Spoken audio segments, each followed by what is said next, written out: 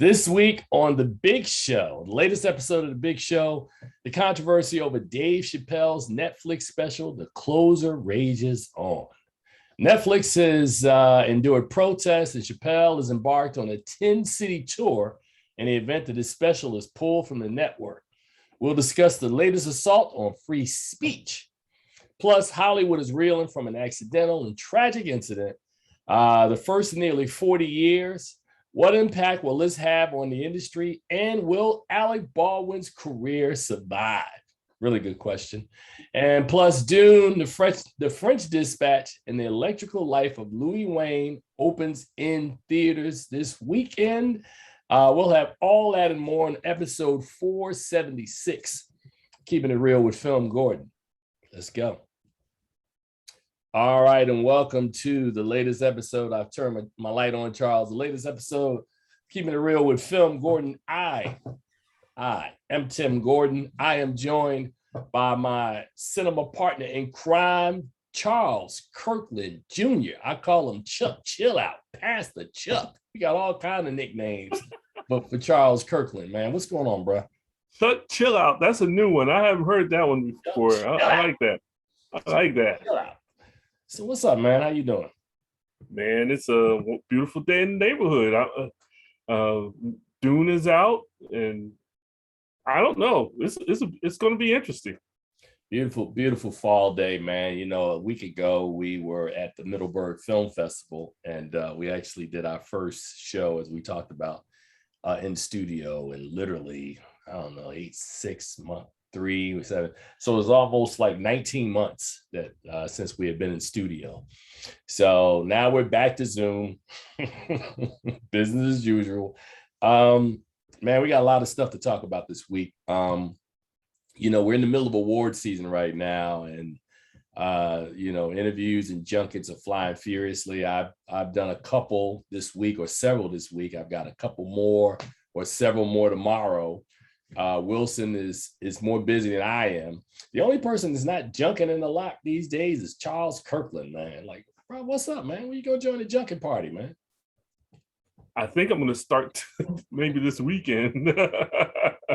It's inevitable because, you know, as we get toward the end of the year, all these Oscar competitors get into the race, and there's more and more junkets. And I think you said one time the quality of junkets gets better, so we'll see.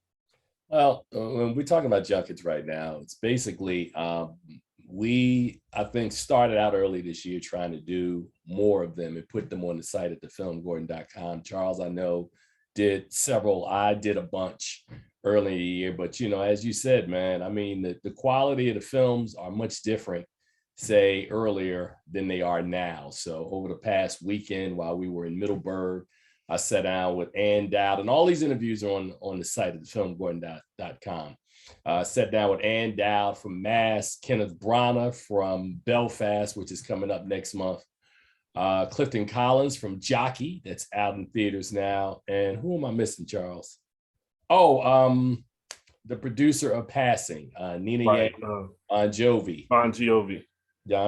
And then this week, Swagger, which is going to be dropping on Apple TV on October the 29th, the series based on the life of Kevin Durant. I spoke with O'Shea Jackson, Corvanjane Wallace, as well as Reggie Rock Bythewood. So again, all those interviews are on the site. And then we've got more junkets coming up this weekend and more junkets coming up. And then in the next couple of weeks, we're in award season. We're literally, Charles, about, I don't know the exact number of days, but I know we're about under 60 days until we announce the nominations for the 22nd annual Black Reel Awards, as you can see over my shoulder in my study. So we got a lot of stuff going on. Film, the Lakefront Film Festival, you see me rocking the shirt. Those submissions of films are still coming in. So God is good. Busy is good, and we got a lot of stuff to talk about, man. So before we start, man, you got anything you want to say before we open, you know, during our opening? Yeah, well, yeah, there was some troubling news that came out this week that I was very upset about, because Monday was this coming Monday is supposed to be the final installment in the first season of Y the Last Man. And FX has come out and said that they're canceling the series. So we're not going to get any more of that. And it's a very good graphic novel that I've been longing for years. And now it's been put on the shelf. And so we're going to hopefully see somebody pick it up. You know how things go out here. There's so many outlets that maybe somebody else will pick it up. But very sad news to hear that Y the Last Man has been canceled by FX. Wow. Okay, that's interesting. I just started watching some series. I think I'm watching it on Hulu, but I'm not sure if it generates or if it's an original from Hulu called La Brea. So yeah, I mean, and then Insecure is dropping. I just saw the review about the last season of Insecure. So there's no shortage of entertainment that we can talk about on this show. So let's kick this thing off, man, with Dave Chappelle. And, a couple of weeks ago, we did a show when the closer dropped. And, we called it, the name of that show, I think it was 470. This is 476. So I think that was 474, Charles. Yeah. The genius of Dave Chappelle, which I stand by. I think that as a storyteller, and if you listen to that show, we talk about as a communicator, he's on the Mount Rushmore. He's like one of the greatest stand-ups to have ever done it. Pryor and Carlin to me are still at the very top, but Chappelle is right there with those guys. But there's been a lot of controversy with the trans community who are basically saying, and I don't want to speak for them, but are basically saying that despite the fact that, Chappelle tells a very endearing story about his friend who was trans, that his words have been harmful and hurtful and may put those in that community at risk. There was a protest earlier this week, which, from what I read, because I wasn't there and I didn't see the video of it, and Charles, you probably read some of the same stuff I read, that there was a clash between the supporters of Dave Chappelle and the trans community that were out in force. And, it got a little contentious. I'll just say that much. Meanwhile, Ted, is this, how do you pronounce it? Sarandos, thank you, has been very adamant in his defense of Dave Chappelle. And, but there's still, and I think Chappelle is also, I'm not saying that he's feeling the heat, but I think he might be feeling that at some point Netflix may pull this special, which, as I said at the top, that he is now embarked on a 10-city tour. And then it was announced yesterday that he is willing to sit down and have an open dialogue. And I don't know how open the dialogue will be when you live in America in 2021 and, we have this line in the sand that is drawn. So, I mean, will Dave Chappelle be canceled? I don't think so. I think the issue when you think about cancel culture, right, is like you got to be able to take something from somebody who relies on that thing, right? And Dave Chappelle is a stand-up comedian who works, I don't know how many days, but he works a lot of months, Charles, as you know, touring the country doing stand-up. So Chappelle could always just do a stand-up. Netflix has a deal, and he basically came out and said that he was taking a break anyway. So he's already done 6 specials over the last 5 years. Chappelle is going to be fine. Chappelle's going to be fine. But I think, to me, which is why I put in the teaser about free speech being under attack, this to me is probably the most fierce attack on free speech since the 2 Live crew back in the late 80s, early 1990s. I mean, seriously, think about what would have happened in our industry if the 2 Live crew would have lost that case, with groups like NWA and all of these other these groups that came out and people wanting to express themselves. So I get the fact, right? As a Black man living in America, you are a Black man as well, and you have a family. I get the fact that feelings get hurt, man. I really do. I mean, there have been some harmful and hurtful things said about people who look like me, about assumptions, about perceptions about people like look like me. And we have taken offense, right? But when you're talking about something like comedy, I mean, I just stand by it. Comedy, man. Dave Chappelle and every other comedian that I revere have been equal opportunity folks when it comes to, you know, having a perspective on a thing, right? One of the funniest stand-ups that I saw from George Carlin was one of his later ones. I think it was called "You Are All Diseased," where he went in on kids. And I think about if George Carlin would have done that special today, what the blowback would be from mothers like, "What do you mean you going to attack the kids and F the kids?" I'm just saying, man. But was it funny? Yes, it was hella funny. But so yeah, man. So, but Charles, I've said enough. What are you feeling about this controversy that's going on? Well, you mentioned the protests that happened earlier in the week. It's funny to me that even with the protests that was occurring, some of the demands that they were making, the one demand that you would think they made that they didn't was the removal of the closure from Netflix. They did not ask for that. They just asked for more inclusion in Netflix, more representation from the trans community, and things of the like. And to me, I was just thinking, I'm like, almost every show I see on Netflix has some gay, lesbian, bisexuals representation. So it's kind of the LGBTQ community. Yeah. right. So I mean, I'm wondering where they're going with this. Now I don't know of too many trans comedians that are on Netflix right now. I don't know of too many trans comedians, period. But that's just goes to that they're not, maybe they're not as prominent as Dave Chappelle, of course.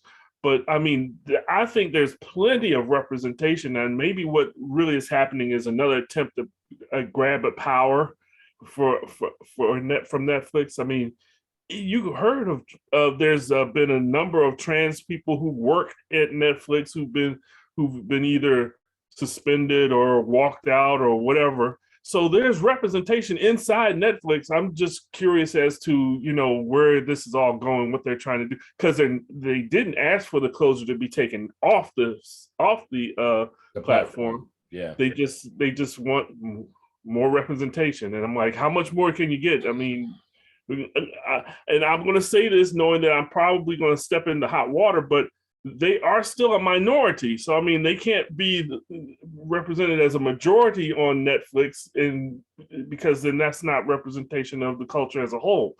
So, I mean, I don't know. It's interesting to me. Well, I think honestly, where I sit on a lot of this, man, is that I have almost 6 decades of life on the planet, right? And that means that I've seen some things, right? And I understand that, every day we live, we are tasked to learn something new. Like we're supposed to expand what it is, our perspective, and how we see life. And from where I sit, right, there are some absolutes that I have, but I'm also mature enough to understand that I don't know everything, and that there are other perspectives out there that are perspectives that I don't share. And I understand that I've been conditioned a certain way, through the way I was raised, my experiences, things I've seen, people I've met. So I'm open, Charles, to learning more. But I also understand that in the learning of everything, that I have to stay grounded in who I am and what my principles are and what my moral compass is, right? So I'm willing to learn and explore and not close the door that, because I may not see it, that people are hurting, right? We live in a society right now where we have to be attuned to a lot of different stuff. So I'm saying all that, not saying that I'm tap dancing, but I'm saying that I'm taking a long range view and trying to look at things broadly, as opposed to being like, man, they tripping. because people are pain, people are Yeah. suffering, man. So we do have to be empathetic. And as Christian men, it's also our task that we've gotta love the way that God loves us, man. So it is a situation that bears watching. I want to find out how it finally does get resolved, because at some point it's going to move to another place. Chappelle has already said, as we said earlier, that he is taking a break right now, at least taking a break from producing specials. So I assume he might go several years, because I know he'll be back. I assume, he may take 2-3 years off, man. He'll still tour and do his thing. And knowing Dave Chappelle, he'll still tour, record those specials and put them in the vault. And when Netflix comes calling again, here you go with another special. And well, I don't know if he's going to go the Prince route and have all these things in the vault, because I think more often than not, the greatest power in Dave Chappelle's comedy is that he's relevant to the times that he's in. So if it's a few years down the line, there may be some other issues that come up that need to be addressed that he'll bring to the forefront in his comedy and in a new special. I think I said that before. He'll be back, but he may be addressing different issues because he'll be reflecting what's going on the stage at the time. And when I say the stage, I mean the arena. Right. No, I got you. I just had to sit up, man, because I was looking into the camera. I'm like, man, you looking like you just chilling. Like, yeah, man. It's a very comfortable show today. I love my chair, man. But anyway, so no, you got it. So for those of you who have not seen The Closer, check out The Closer on Netflix. If you choose not to watch The Closer, I can respect that too. It makes me laugh. All right. So Charles, man, we're gonna pivot as we talking about something light to something that I was just like surprised by yesterday. I guess that's the easiest way to say it, because I get all of the industry trades. I get the notifications on my phone. So early in the afternoon, I see a story about there's some incident. There's been a shooting on the set of a movie. And this is like early in the day, right? So I'm like, oh, that's interesting. So I didn't think too much of it, right? Oh, that's interesting, a shooting. Yeah, it was a shooting, 2 people. No, because the original report was 2 people injured at a shooting on a ranch, or, that they were making a movie, right? They didn't name who was in the cast, what the movie was about. It says this happened on the set of a movie. So like 7 hours go by. I'm sitting last night doing some research. And then it comes across and it's like, hey, man, the cinematographer and director had been shot on the set of Alec Baldwin's movie. And I was like, wow, really? And then the next alert comes in and says, Alec Baldwin shot him accidentally. I said, wait a minute, what is happening? So we find out through the story that there's a film. I'm not sure if it was a film, a miniseries, or what they were shooting, called Rust, right? Out in Santa Fe, New Mexico. And apparently there was a prop gun that got into the hands of Alec Baldwin, which I'm not going to figure out how all of this stuff happened, because, before I finish this, let me just remind everybody that there's a scene, and I'm not sure, Charles, did we talk about this last night? There's a scene in Badass, right, from 2005. Yeah. All right. But we didn't talk about it, but I know. We didn't talk about it. All right. There's a scene in Badass where one of the characters, they were using a gun. They had a box of prop guns, right? And they were shooting these scenes and firing off, and it was a prop. These guns all have blanks in them. None of them are real. And you come to find out that there was a person that was on Melvin Van Peebles' crew, and a character in the film, who literally put a real gun in the prop gun box, right? So people in there, and everybody's just grabbing the gun. So they're not looking to see if the guns are loaded, if they're real, if they're not real. You figure if it's in the prop box, it's a fake gun, or it's a gun that fires blanks. And I don't know, Charles, because again, it's too early. This stuff happened within the last 24 hours to speculate. But how do you get live. And then they said something. Did you read this piece, Charles, where they said that there was a projectile that came out the prop gun? And I also remember just now that didn't Brandon Lee get shot on the set of The Crow, much in the same way? Yes. Yes. With a yes. it's tragic, and the thing about it is, these prop guns, not all the time. I mean, when they're shooting blanks, that doesn't mean that nothing comes out the barrel. And sometimes when you see some of these movies, you'll see like the sparks or whatever come out of the barrel of a gun. And so when this may have been one of those instances where he had a prop gun, but they had these special rounds in it that, for theatrical purposes, have a projectile come out. And that could, I'm not saying that is what happened, but this could be the situation in which it happened. I hate to think that in the worst case scenario that somebody put a live gun in the props barrel. So yeah. Who knows? What you saying? So we're saying there's either. Wow, I'm literally. I got so many thoughts going on, right? Because again, you're right. If there's a prop gun that has a projectile come out of it, it can actually be a fake gun, but if something comes out and enters somebody, it can actually harm that person, right? Correct. And, we watch so many movies, right? Where, there's lots of gunplay, right? You think about the John Wick movies, or you think about like coming out in a couple of weeks is The Harder They Fall, which is a Western that's all shooting, right? So you gotta think and gotta know that safety is paramount on the set of a movie. And I was telling Charles last night, I completely forgot about Brandon Lee and The Crow, because that was tragic as well.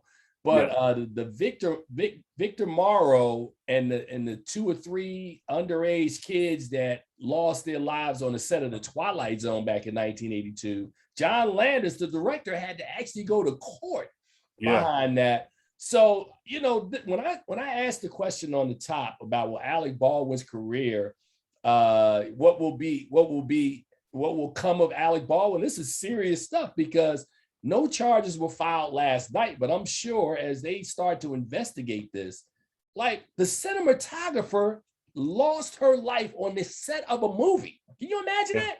You're shooting a movie and she's not coming home because they had an accident on the set and the director was shot. So I was trying to figure out, in the report that I'm reading, and again, like I said, it was all new last night. So I'm trying to figure out, how do 2 people get injured if there's only 1 shot? Like that was the piece that I had. I was like, how is that possible? So, there's a lot that we still don't know, Charles, but my God, man, how tragic is that? Like you said, I think the only, like we talked about a prop gun and how sometimes projectiles come out. It could come out like a BB gun, and you just got a scatter shot that goes around. And from what I read, this was happening during filming. So he's on one side of the camera and they're on the other side of the camera. He shoots toward the camera, and this buckshot comes out. Wow. And hit a couple people. So it's crazy. It's crazy. And like you said, the other day we were watching something on Netflix. They were talking about John Landis, and it just reminded us about the whole Twilight Zone thing. So it's really weird. We were just watching that over the weekend, and now this happens. It's eerie. It's scary, and I know. Alec Baldwin's got to be. He released a press comment today that he was broken up about this whole thing. You just took a life, and it's hard. It's terrible. Man, bro, there are things that happen in life sometimes, and let us not minimize. I've got to find the name of the young lady, the cinematographer, who passed. Hanya Hutchins. Yeah, man. And so my God, man, prayers for her family. Absolutely. I you can tell from my expression, I was just flabbergasted last night, because again, as people we work in the motion picture industry, even though we're not on the set making movies, but we're reviewing movies, we're meeting, above the line people, below the line people. And these are real people, right? So, I know cinematographers and directors and screenwriters and editors and people who work in this business. And that is just to lose your life on the set of a movie is just unfathomable. Like, I just went to work on a film and I died. So, I mean, I'm not trying to over dramatize it, but I really am raw in my feelings of like, wow, like goodness gracious, cannot imagine, would not want to imagine being on the set and something like an accident like that happens.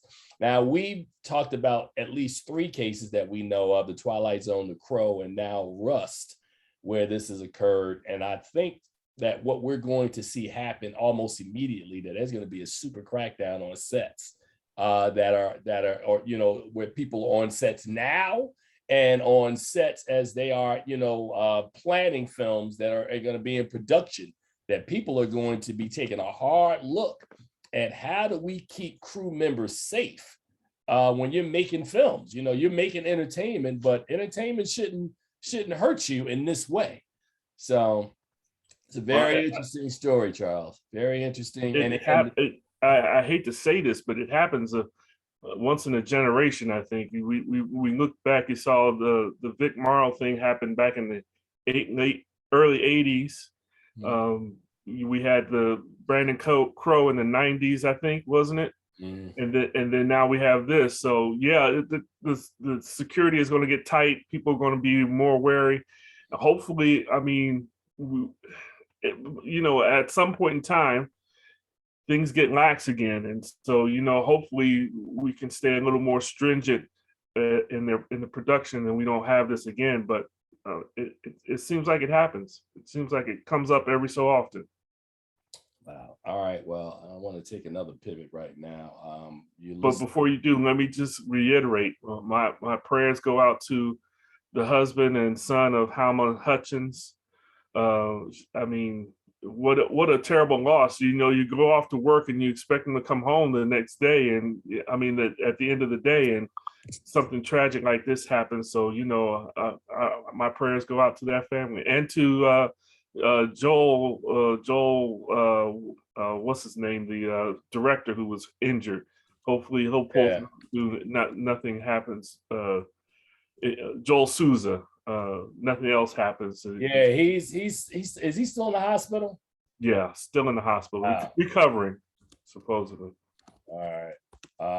Wow. So yeah, let's take a pivot, man. And before we actually get to the films that we want to discuss this week, let's take a moment to look back at the Middleburg Film Festival where we were last week. And it was a really interesting weekend, man. I mean, we got a chance to see a lot of the early awards contenders.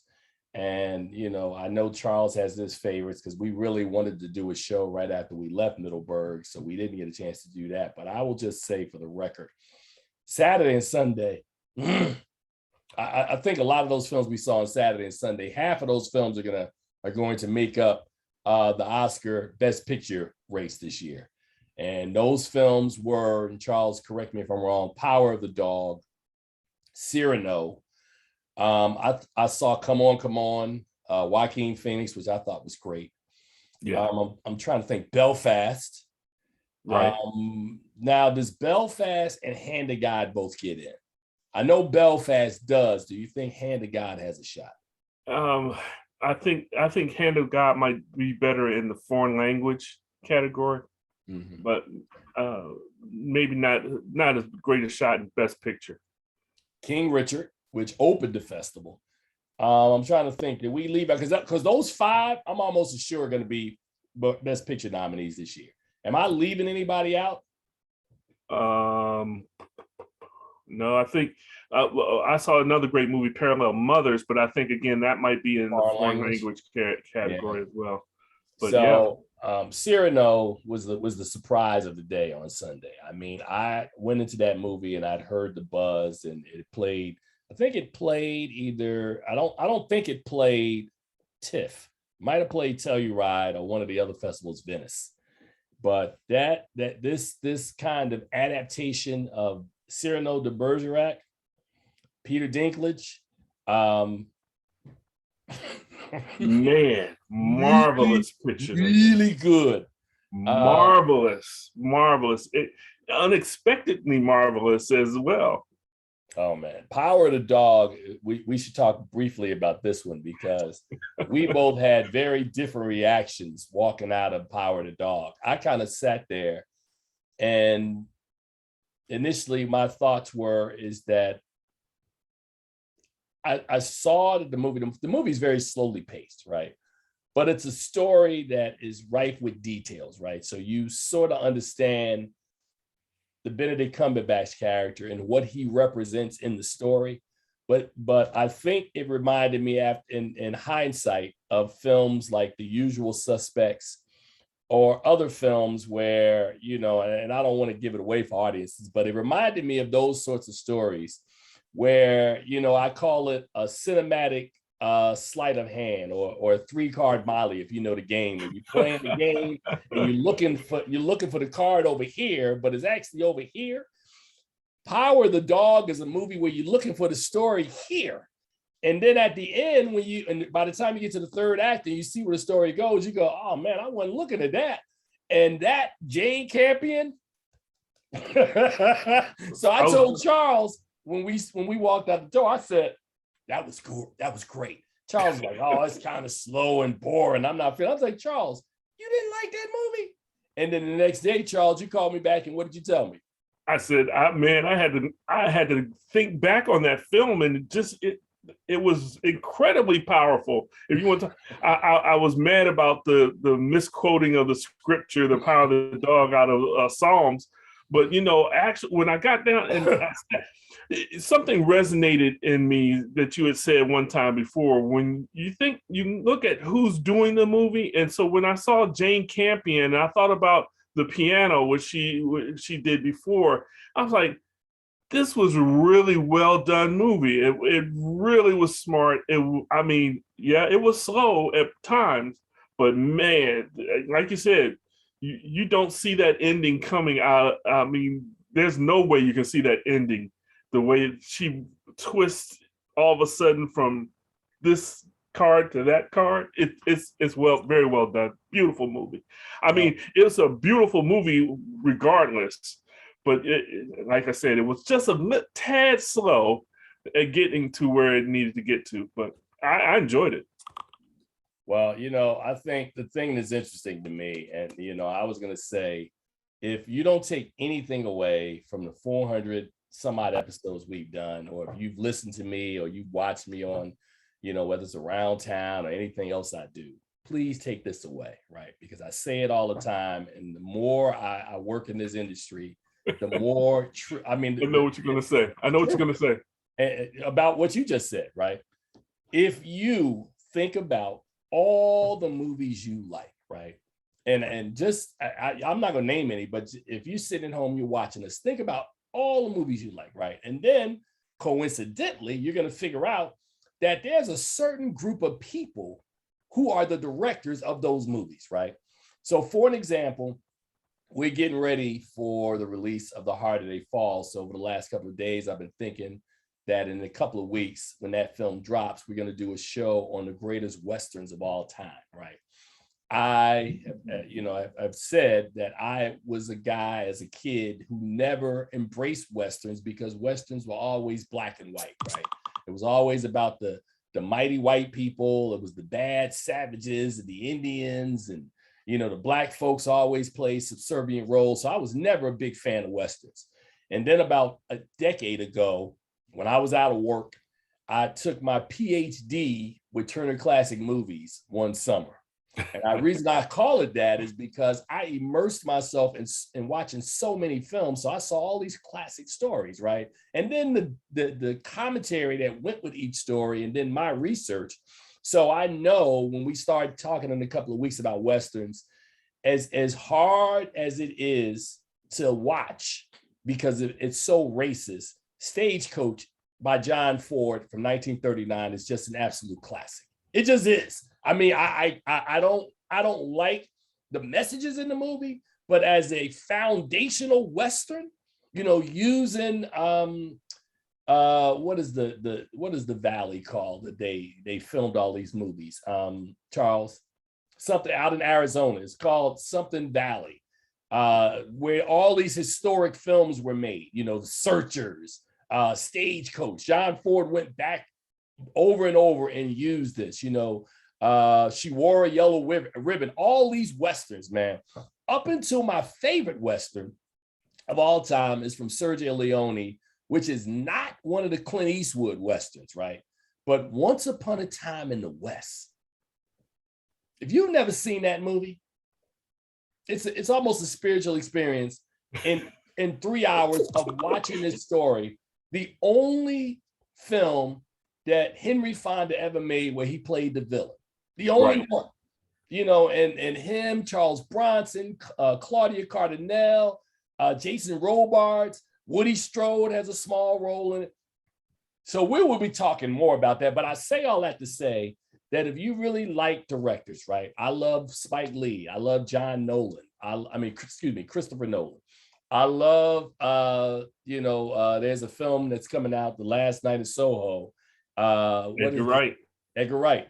I love his movie. So I think that if you like a director, you will tend to give his movies the benefit of a doubt, right? If you don't like a director, and I'm not going to put out names of directors I don't like, even though Charles knows where I'm going with this, because I had to sit through 2 movies last week of directors I didn't like, and I shared this story with a publicist, and I was like, it was just hell. It was just sitting there like, this movie's doing nothing for me. Me and this director's work don't click. So Charles, what are you feeling on this whole director piece? To me, you're right. There's a number of directors that I just fall in love with. I'm in love with Frank Capra. If you want to talk of older films, because I mean, It's a Wonderful Life and Mr. Smith Goes to Washington. I mean, it's just, you're right. There's certain directors that have a style that you just fall in love with. And then there's certain directors that you're like kind of iffy about. And to me, Jane Campion is one of those ones that's, I mean, she does good work, but I'm not always in for everything she does. So, you said we weren't going to name the ones that we don't like. I mean, I'm not. You can, but I'm just saying. There was another film we saw this weekend where the director is one of those ones that's kind of on and kind of off. And so I was about to say that because somebody whispered in my ear before screening, this director 50-50. He'll make a good movie, then he'll make a bad movie. His last one was bad. This one should be good. And guess what? It was great. It was good. So, again, man, I mean, I think, if you talk about 50-50 directors, and I will name one who kind of drives me crazy, is Zack Snyder. Zack Snyder is, as a filmmaker, and I'm not going to say I wouldn't put him in the Michael Bay category. Michael Bay has a reputation of making really big, over-the-top movies with lots of explosions, but they really aren't about anything, right? So they're total entertainment sort of vehicle. So the surprise one year at the Academy is if Michael Bay had a movie that was an awards contender. That would be a shock for people in our industry because Michael Bay doesn't make those sorts of films, right? Right. It would also be like, well, Steven Spielberg is one of the rare exceptions of a guy who can make a big Michael Bay kind of action film, but also make a tender awards contender. So, I mean, there are people who are talented enough.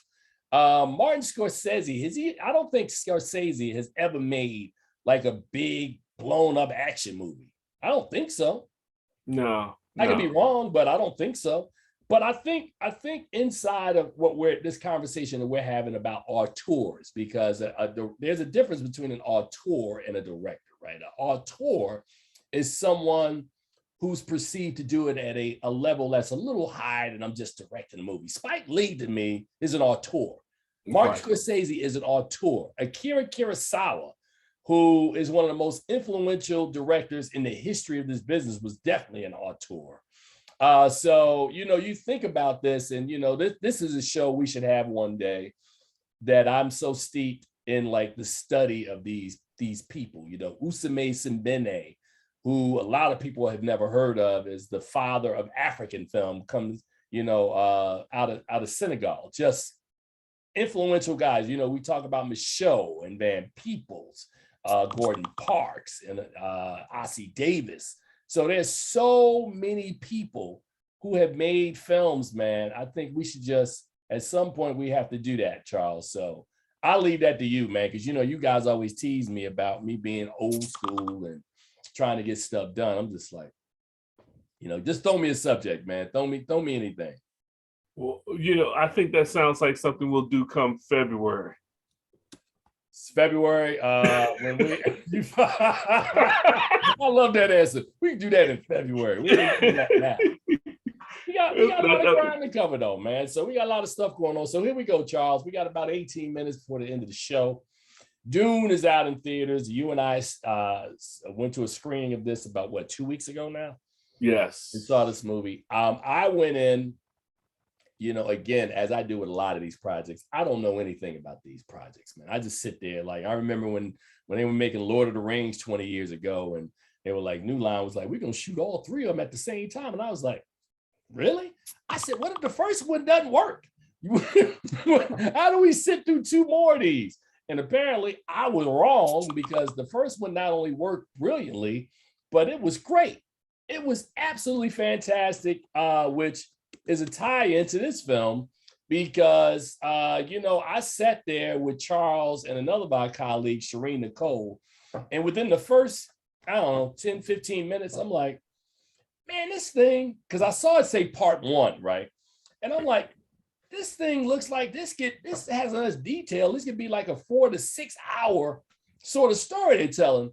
And everybody was like, yeah, that's sort of the purpose. I went, oh, I know. I'm like watching this movie, but from what I gather, right, and I'm gonna let you fill in all of the stuff from the book and what it's based on. I'm not doing all that. I'm not doing all that.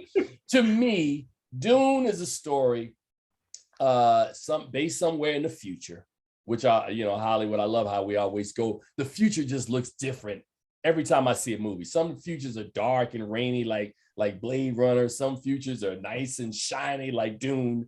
But apparently, this family, and actually, I'm not doing this the service it deserves, Charles. So let me set this up the way we would set up every other movie before I start breaking it off and going into this movie is this, that, and the other. All right. So you ready, Charles? So the first film up today is Dune. And Paul Atreides, a brilliant and gifted young man born into a great destiny beyond his understanding, must travel to the most dangerous planet in the universe to ensure the future of his family and his people.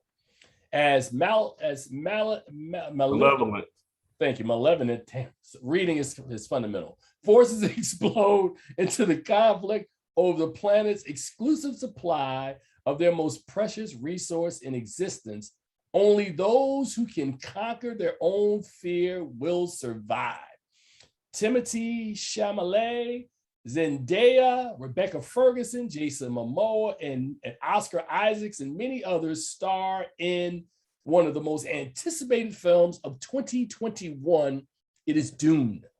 So to go back to where I was going, because I wanted to make sure we put it in the proper context.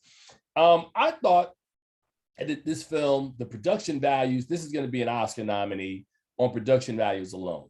The set design, brilliant. Production design, brilliant. The costumes, everything about this story, to me, really, really worked well. And I was not necessarily reading reviews, but reading teasers of what people were writing, and people were like, well, the first hour was great, but then when it got to this part of the story or the second or third act, the story lost me.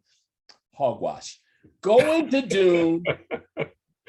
Watch this, Charles. Going to Dune get you, and I realize, honestly, that movie snacks are expensive. I go to the movies a lot. I know, right? Get you, bring somebody you care about, buy the tickets, get the best experience you can get, right? So you want to watch it on IMAX, something Dolby where you sitting there and every time the action happens, your chair is shaking.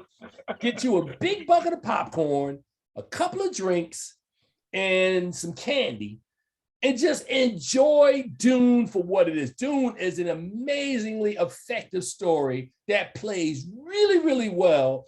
And it's one of the few films, Charles, because a lot of times this doesn't happen. I was mad. I was like, oh, this is where we stopping the story? I need more story, man. Let me know what's happening. So I think, without breaking it down, because I'm going to let you go in and review it. I like Dune a lot, right? If I had to give it a grade, I'd give it a B. I thought all of the performances were top notch. As I said, I thought the story went well. I was trying to follow it. Thank God I had some interpreters in the theater. My only issue with Dune is if you don't know anything about this story, it's going to take you a minute to try to figure it out if you don't have somebody to whisper in your ear like I did, like, oh, that's such and such. This part is in the book. This part got changed. Oh, okay, cool. Oh, watch this part coming. That's what you need. I almost feel like when I watched Tree of Life years ago, I hated it, right? Because I didn't understand what was going on. And then two of my buddies who I respected gave me some advice I'll never forget. And I'm not advising you to do this at the movie. I had to actually watch Tree of Life with my phone in my hand like this, like, oh, this is that scene? Oh, okay. Oh, that's what I meant. Oh, okay.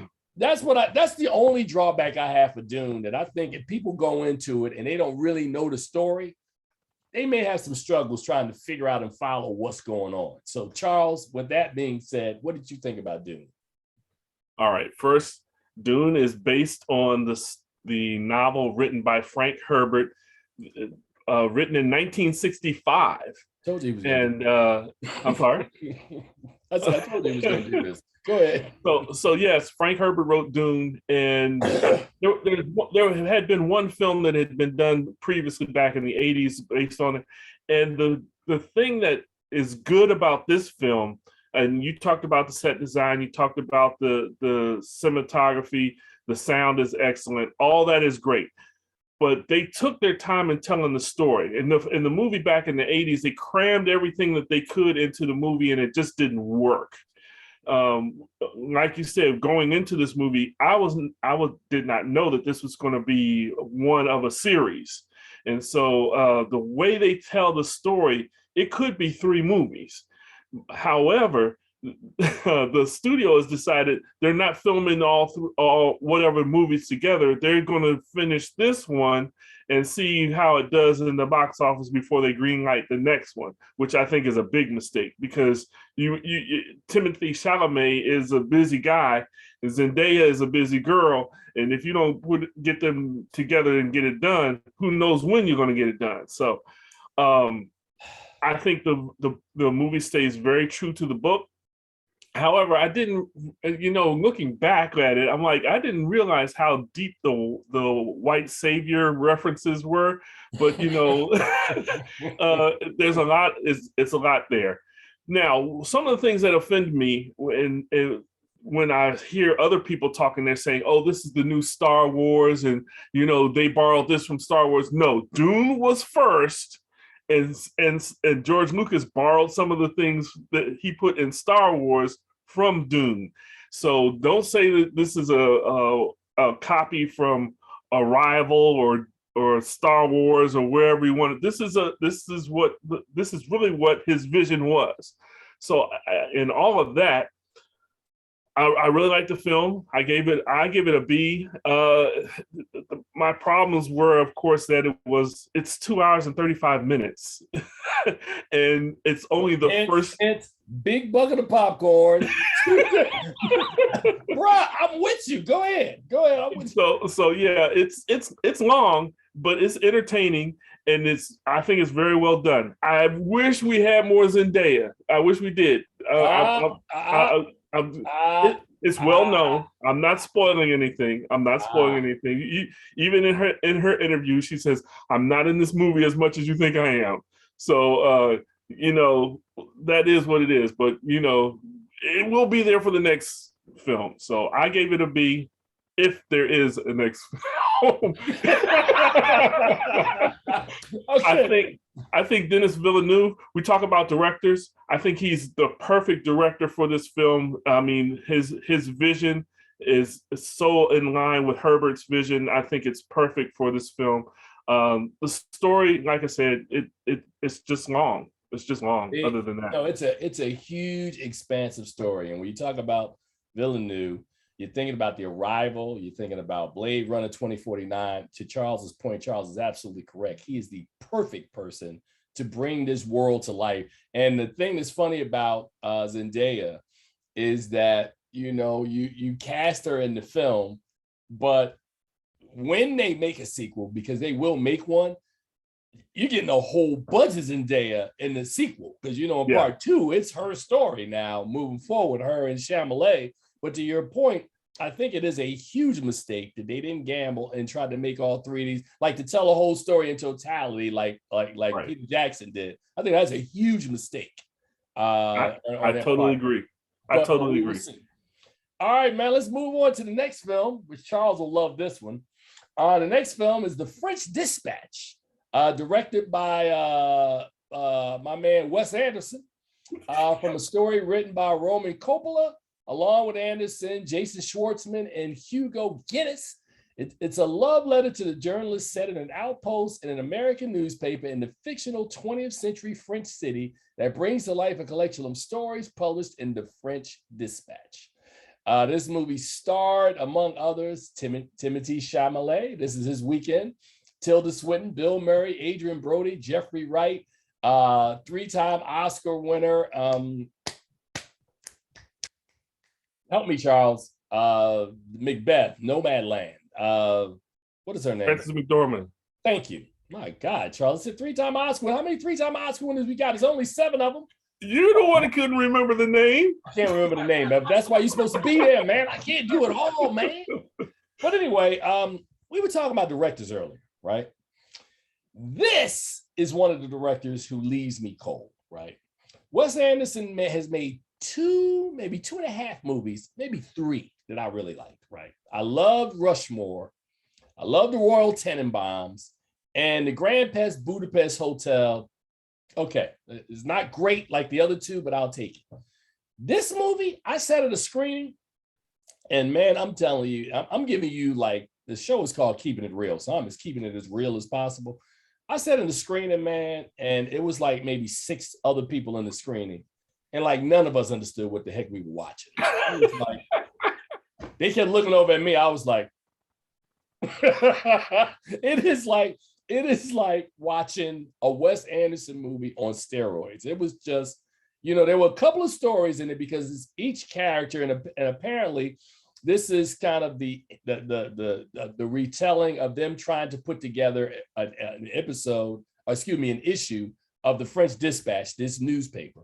And there's a lot of detail involved, and every journalist who contributes to this magazine gets a chance to tell their story. Frances McDormand's piece was humorous. Owen Wilson's piece, I thought, was, and he stars in the film as well. His piece was good, and I thought Jeffrey Wright's piece was really good. After that, I'm like, the rest of them really didn't do anything for me, man. So the fact that there's another movie I had to sit through at the Middleburg Film Fest, and this movie in the same week, yeah. So I'm gonna give. Having said all that, I still respect Wes Anderson as a director, despite the fact that his films sort of leave me cold. I still think that there's a lot of hard work and a lot of professionalism up on the screen. So I'm not willing to throw the baby out with the bathwater. I would give the movie a C. And if you're a fan of Wes Anderson, or he's a director who resonates with you, this will be a film that you will like. Since he is not a director that resonates with me, it is a film that, it's not that I hated it, because there's still films out there that I think are not as good as The French Dispatch. It's just not one of my top films. So I'm just being very honest that it's not my world. Like, if I don't like it, that movie is crap.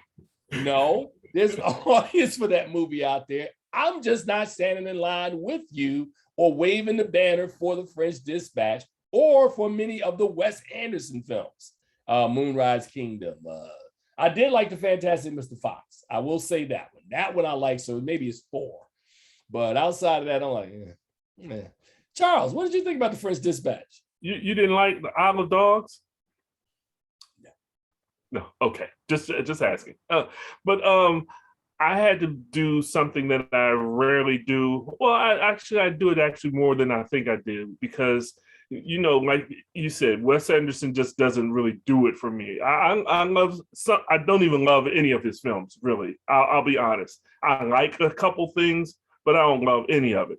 So I went out and I asked someone who is a true Wes Anderson fan, who watches films as well, and I said, "Well, what did you think of the French Dispatch?" And that person said to me, "It's not one of Wes Anderson's best films." So, and this is a person who loves Wes Anderson. I'm going to say, if I'm not a fan of it, and a Wes Anderson fan is not a fan of it, then I'd give it a D plus. I mean, you got to be like you say, Wes Anderson has his style, and his comedy is quite dry sometimes to me. So if it doesn't work for someone who is a fan of it, then I say it doesn't work. Okay, well, like I said, I'm willing to give it the benefit of a doubt that I'm sure that there's people. There was a film, as I said, another director who I didn't like, which was who created the most polarizing film that played at the festival last weekend. And Charles and I were out the morning the next day getting some breakfast snacks. And a woman was in there. "Did you see that movie last night? That thing was horrible." I said, I said, hey, everything doesn't work for everybody, man. And when you say polarizing, there might have been two people on that poll. Everybody was on that poll. Well, I'll talk to a couple of critics that like this unnamed movie that we're talking about, that we're going to review pretty soon, and then we will bring this story back, because we're not cowards on this show, right? So if I call you out, Charles knows, and if you don't know, you just look through my history. If I say something bad about your movie, when you show up, we're gonna say what we said about your movie. So we're gonna cower when you hear. But I'm saying you do it in a way that's respectful, and you have to also understand that artists have feelings, right? So that was one of the things that I had to deal with for years when it came to a certain director whose movies I don't like. I don't like his style of films, but I have to understand, after I got a chance to interview him, that he gets it and understands that his films work for a certain segment, and we can't make his films about the entire culture, right? So it's the same thing with Wes Anderson. Wes Anderson makes films for a certain segment of the culture who really likes his films. And I'm not gonna, since I'm not that guy, I'm not gonna kill Wes Anderson. I'm just saying, you just say what we saying. Like, his stuff doesn't resonate with us.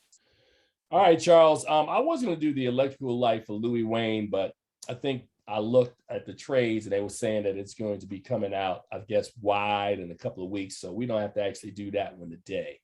Okay. So having said that, man, it's always good to sit down and chop it up with you. And as I tell everybody on our show, and we say this, we said it earlier and we're going to say it again, there's a lot of content at the FilmGordon.com. Charles is usually out there banging out reviews. I'm usually doing the interviews with the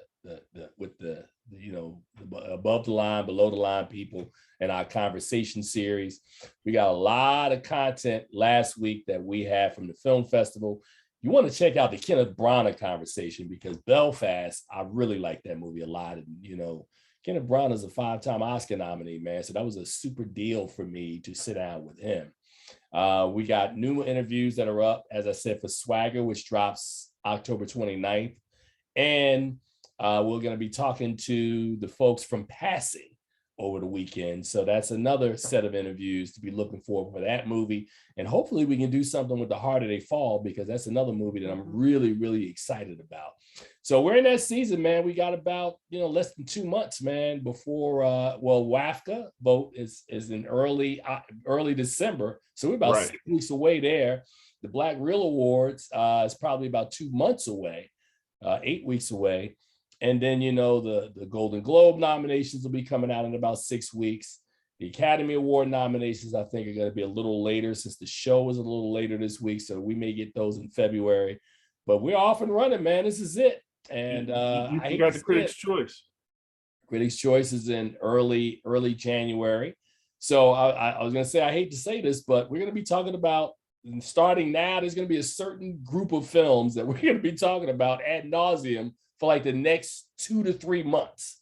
Like, you're like, that film again? Yes, it's not my fault. These are the films that have been nominated. That, you know, like yesterday, the Gotham Awards announced nominations for Passing. I forget some of the other films that were in there. I cared about Passing because that's a film that we're going to be taking a look at. So, you know, Charles, any closing remarks from you before I let everybody go? Nope. I think that's pretty much it. If you didn't get this, I hope you got to listen to our show from last week, even though there wasn't a video for it, because we did it live in person in the podcast studio. That was a lot of fun, just sitting across from you in real life talking.